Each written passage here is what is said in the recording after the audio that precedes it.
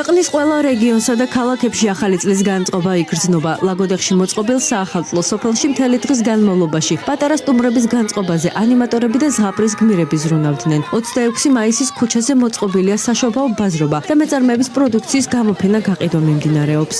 ძალიან კარგი გარემოა, იგრძნობა კიდევაც სითბო სიყვარულია და მინდა ვისარგებლოს შემთხვევით და სრულიად საქართველოს მიულოცა დამდეგი შობა ახალი წელი. ძალიან კარგი არის, რომ ესეთი ღონისძიებები ტარდება ზოგადად ბავშვებისთვის, რადგან არის ბევრი გასართობი მოწყობილი და ასევე ხალისობენ ძალიან. სხვადასხვა დეკორაციები მოეწყოთ ცაგერშიც. რუსთაველის ქუჩაზე განთავსებულია ხის საახალწლო სახლები, ფოტოგადასაღების სტენდები და ინსტალაციები. დღის ბოლოს საზეიმო დაინთება ქალაქის მთავარი ნაძვის ხე და ღონისძიება გრანდიოზული ფეიერვერკით დასრულდება.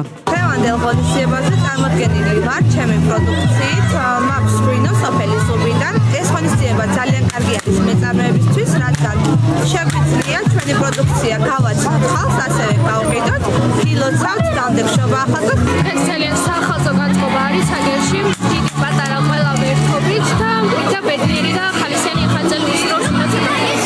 წინა საახალწლო განწყობა დუშეთშიც. საახალწლო ღონისძიება ახალი წლის დღეების საქართველოში ქალაქის ცენტრალურ მოედანზე იმართება. დღის ბოლოს ქართული ესტრადის შემსრულებლები გრანდიოზულ კონცერტს გამართავენ და საახალწლო ნაძვის ხეც აინთება. აქ ხალხს არ აკლია განწყობა, მაგრამ ჩვენც მუსიკოსები, ხელოვანები, ის ადამიანები, რომლებიც აქ დუშეთში არიან ჩამოსული, რათა ეს განწყობა კიდევ უფრო ავამაღლოთ, ჯერა და იმედი მაქვს, რომ რაღაც პატარა წულს შევიტან დღევანდელ დღესასწაულში. დღეს დუშეთში არის ძალიან კარგი განწყობა, ყველა ერთობა არიან მეგობრებთან ერთად და ძალიან ბევრი გასართობი რამ არის მოწყობილი დუშეთში. ამიტომაც ყველა ძალიან კარგ და თბილ მოგონებას ქმნის. გასართობი, კულტურული და შემეცნებითი ღონისძიებები მიმდინარეობს მარტვილშიც. საახალწლო დღესასწაულს დღეს ხონით შეუერთდა. ქალაქის ცენტრში მოეწყო სხვადასხვა დეკორაცია, ინსტალაციები, საშობაო ბაზრობა. საღამო კი კონცერტით დასრულდა.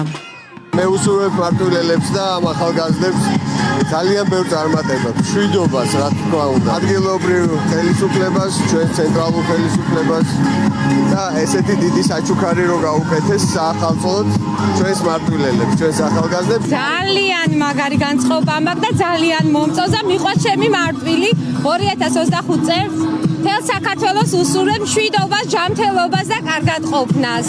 ახალი წლის დღეების ფარგლებში მრავალფეროვანი აქტივობები გაიმართა ჩოხატაურშიც. მოეწყო საშობაო ბაზრობა, სადაც ადგილობრივი ნაწარმი და ხელნაკეთი ნივთები გამოიფინა.